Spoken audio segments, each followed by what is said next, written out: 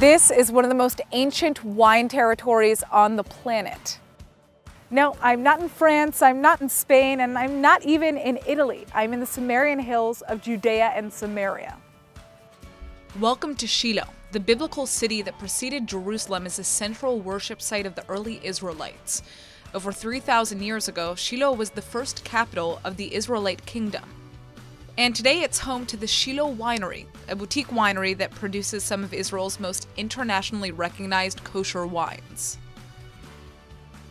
This is Amichai Luria, and he's the chief winemaker at Shiloh. This is a Merlot, Petit Syrah, Cabernet Sauvignon, Cabernet Franc.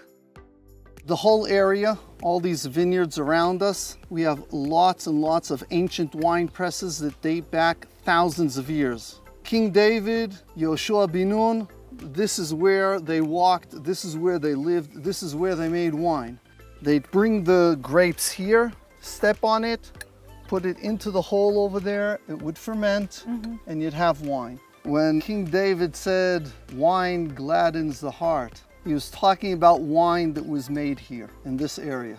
After 2,000 years in exile, finally we're back to where everything started.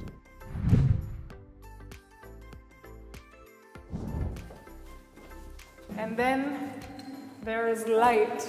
Wow. You can see how deep we are underground if you just look up at the ceiling here. It's amazing.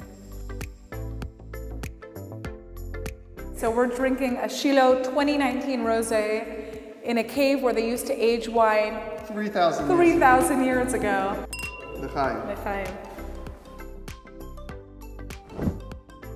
In the Sumerian hills, you have cold nights, you have warm days, and what does that do for the grapes? The grapes mature slowly, and the slower they mature, the better they get. We actually collect all the waste from the chickens, from the goats, from the sheep, and we use everything to make our own organic compost.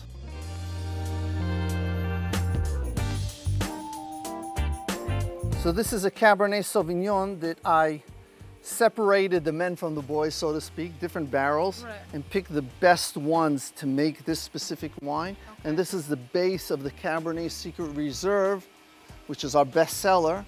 But you wouldn't serve this to the public yet, it's not ready. No. It needs at least another year in barrels. And also during the year, I'm gonna be deciding which barrels will continue. I love this. I feel like I'm ready to take this home.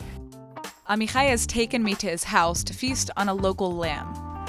So the one thing that you have to be careful about if you come to the Shiloh Winery is how much you drink, right? How much you drink and how much you eat.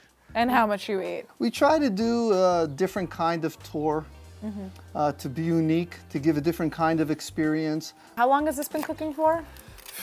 I don't know. I think I left to the vineyards at around 5 o'clock in the morning, so it's since 5 already in the grill. No big deal. Yeah. No big deal. Sometimes it'll be longer. We'll see how that falls off the bone. Oh my